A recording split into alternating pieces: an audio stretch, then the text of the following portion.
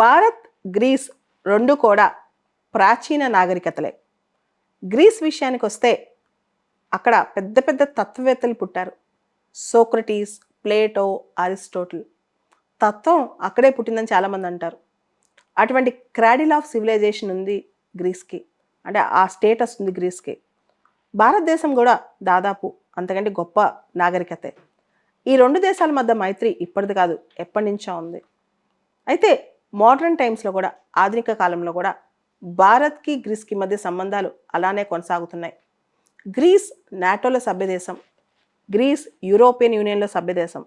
ఇట్లా గ్రీస్‌ని గుర్తించి గ్రీస్‌కి చాలా క్రెడెన్షియల్స్ ఉన్నాయి ఇప్పటికీ. ఇన్‌ఫ్యాక్ట్ ఇండియా, గ్రీస్ రెండు కూడా యూరోప్, ఆఫ్రికా, ఏషియా వీటన్నిటికీ కూడా జియో స్ట్రాటజికల్‌గా ఈ 2 దేశాలు చాలా ఇంపార్టెంట్ అనమాట. అది ఐరోపా కావచ్చు, లేకపోతే ఆఫ్రికా కావచ్చు, ఆసియా కావచ్చు. ఈ మొత్తం ఈ జంక్షన్‌లో ఇండియా, గ్రీస్‌ది కీలక పాత్ర అనమాట. ముఖ్యంగా నాటో సభ్య దేశమైన గ్రీస్ ఇండియాకి ఎప్పటినుంచో ఇంపార్టెన్స్ ఇస్తుంది. వెస్టర్న్ కంట్రీస్ అన్నీ కూడా ఇండియా పైన శాంక్షన్స్ విధించిన రోజు కూడా 1998లో ఇండియా పైన వెస్టర్న్ కంట్రీస్ శాంక్షన్స్ విధించినప్పుడు, ఇండియా పోఖ్రాన్ 2కి వెళ్ళినప్పుడు కూడా గ్రీస్ డిఫెన్స్ మినిస్టర్ ఇండియాతో డిఫెన్స్ కోఆపరేషన్లో ఎంఓయూ చేసుకున్నారు. అటువంటి రిలేషన్షిప్ ఇండియాది, గ్రీస్ది. భారత్, గ్రీస్ దౌత్య సంబంధాలు 1950లో ఏర్పడ్డాయి. ఏథెన్స్లో ఇండియా రెసిడెంట్ ఎంబసీ ఒకటి 1978లో స్టార్ట్ చేసింది. గ్రీస్ చాలా ప్రాచీన నాగరికత కాబట్టి అక్కడ హెరిటేజ్ సైట్స్ కూడా చాలా ఉన్నాయి.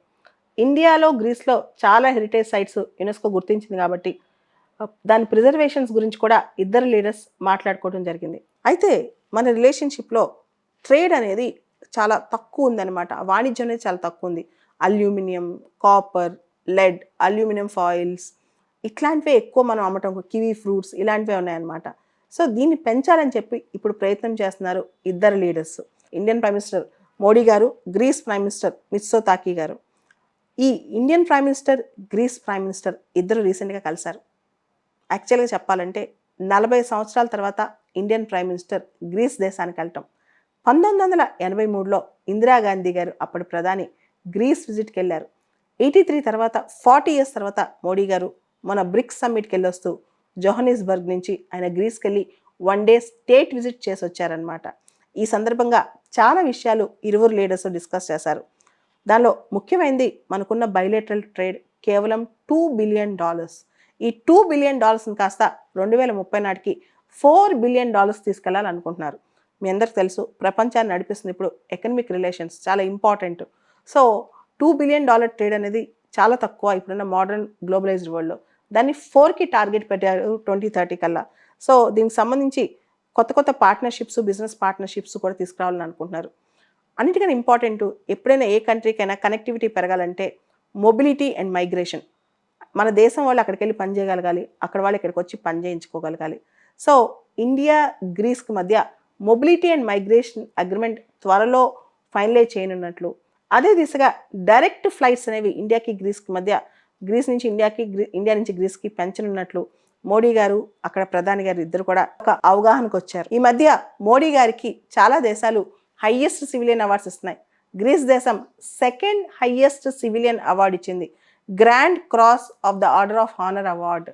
ఈ అవార్డు ఇవ్వటం కూడా గ్రీస్ దేశం మన దేశాన్ని ఎలా గుర్తిస్తుందని మనకు అర్థమవుతుంది. ఇక్కడ గ్రీస్కి మనకి చాలా విషయాల్లో కోర్ కాన్సెప్ట్స్ కలుస్తున్నాయి. ఒకటి మ్యారిటైమ్ సెక్యూరిటీ. మ్యారిటైమ్ సెక్యూరిటీ అనేది మీకు తెలుసు, గ్రీస్కి మ్యారిటైమ్ సెక్యూరిటీ ముఖ్యంగా బ్లూ గ్రోత్ అనే కాన్సెప్టు, ఇండియాకి సంబంధించి మ్యారిటైమ్ సెక్యూరిటీ, ఈవెన్ యాక్టిస్ట్ పాలసీకి సంబంధించిన కొన్ని అంశాలు, ఇవన్నీ కూడా ఇండియాని, గ్రీస్ని కనెక్ట్ చేస్తున్నాయి. ఇండియాకి, గ్రీస్కి డిఫెన్స్ కోఆపరేషన్ కూడా ఆల్రెడీ ఎంఓయూ కూడా జరిగింది.